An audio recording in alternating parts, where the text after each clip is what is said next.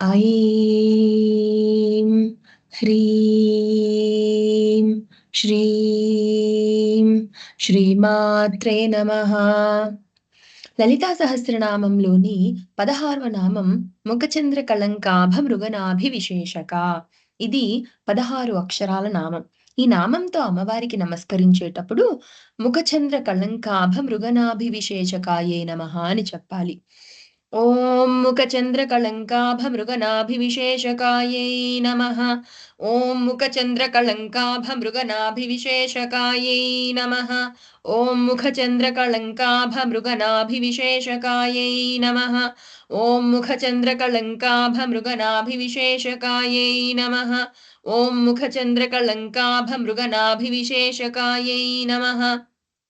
ఈ నామాన్ని ముఖచంద్ర కళంకాభ అని, మృగనాభి విశేషక అని 2 భాగాలుగా విడదీసి చదవకూడదు, చెప్పకూడదు. అలా చేస్తే అర్థం చాలా మారిపోతుంది. అమ్మవారి ముఖాన్ని చంద్రబింబంలోని మచ్చతో పోల్చి అవమానపరిచినట్లు అవుతుంది కూడా. తస్మాత్ జాగ్రత్త వహించవలసింది. ప్రతిపదార్థం ముఖ అంటే ముఖము అనేది, చంద్ర అంటే చంద్రుని యందు, కళంక ప్లస్ ఆభ మచ్చ వలె ఒప్పెడు, మృగనాభి విశేషక కస్తూరి బొట్టును కలిగినది అని అర్థం. అమ్మవారి పాలభాగాన్ని క్రిందటి 15వ నామంలో వర్ణించడం జరిగింది.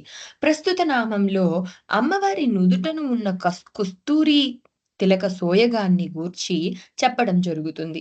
అమ్మవారి ముఖం చంద్రబింబం లాగా ఉంటే, ఆ ముఖంలోని నుదుటి మీద ఉన్న కస్తూరి బొట్టు చంద్రబింబంలోని మచ్చలాగా ఉందిట. ఇది ఎంతో చక్కని ఉపమానం. ఈ నామానికి ఇది స్థూలార్థమే. ఇంకా ఇంతకు ముందు చూసిన విధంగానే ప్రతి నామానికి స్థూలార్థం, విశేషార్థం, ఆ విశేషార్థం పౌరాణికంగా, యోగ శాస్త్రపరంగా, ఖగోళ శాస్త్రపరంగా ఇలా ఎన్నో విధాలుగా ఇచ్చున్నారు ఎల్ఎన్ శాస్త్రి గారు. విశేషార్థం చూద్దాం. మృగము అంటే జంతువు లేదా దుప్పి అనే అర్థాలు కాక ఇంకొక అర్థం కూడా ఉంది.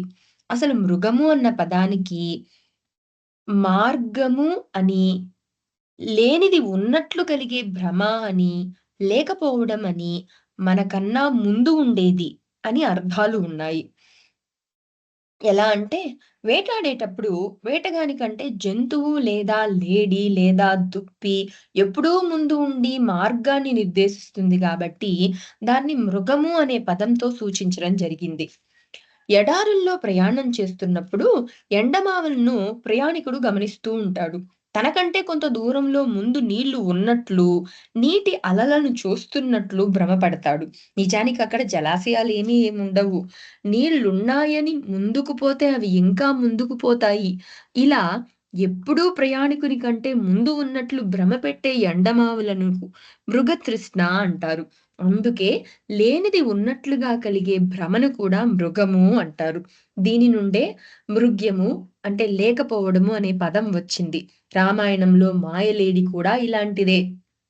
మృగపదం నుండి ఉత్పన్నమైందే మార్గము.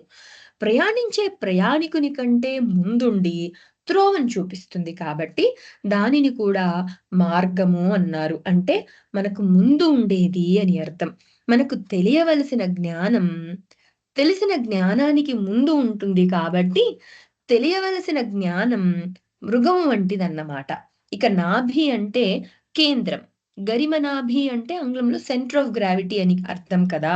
కాబట్టి మృగనాభి అంటే తెలియవలసిన జ్ఞానానికి కేంద్రము అని అర్థం.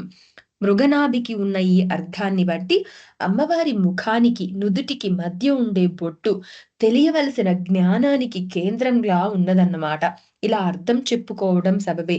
ఎందుకంటే బొట్టు ఉండే చోటే కదా జ్ఞానానికి సంబంధించిన ఆజ్ఞాచక్రం ఉండేది.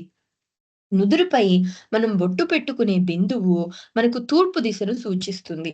తూర్పున జరిగే సూర్యోదయం వలన ప్రపంచానికి వెలుగు విచ్చుకున్నట్లు మనకు భూమధ్య కేంద్రం నుండి సమస్త జ్ఞానం వికసనం చెందుతుంది. అందుకనే సద్గురువు శిష్యుణ్ణి అనుగ్రహించి ప్రేరణ ద్వారా విద్యను ప్రసాదించేటప్పుడు తన బొటని వ్రేలితో శిష్యుని భ్రూమధ్యంలో ఉండే ఈ కేంద్రాన్ని స్పృశిస్తాడు. రామకృష్ణ పరమహంస వివేకానందునికి అలాగే చేశాడు. కస్తూరి ధరిస్తే సువాసనిస్తుంది. తలనొప్పి అంటి బాధలను తొలగిస్తుంది. బొట్టుబిళ్ళల వలన ఇది సాధ్యం కాకపోగా తెల్లని మచ్చ కూడా ఏర్పడే ప్రమాదం ఉంది. చంద్రకళల సంఖ్యలైన 15, 16 సంఖ్యల నామాలతోనే చంద్రునితో అమ్మవారి పాలభాగాన్ని పోల్చి వర్ణించడం ఒక ఔచిత్య విశేషం. ఈ భ్రూమధ్యం ఉండే అమ్మవారి బొట్టును అకారంతోనూ, ముఖ వృత్తాన్ని ఆకారంతోనూ న్యాసం చేసుకోవాలి. ఈ నామానికి ఈ క్రింది అర్థాలు చెప్పుకోవచ్చు.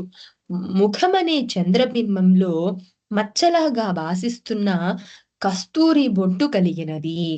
ముఖమనే చంద్రబింబంలో తెలియవలసిన జ్ఞానానికి కేంద్రం వలె భాసించే కస్తూరి బొట్టు కలిగినది అని అర్థం.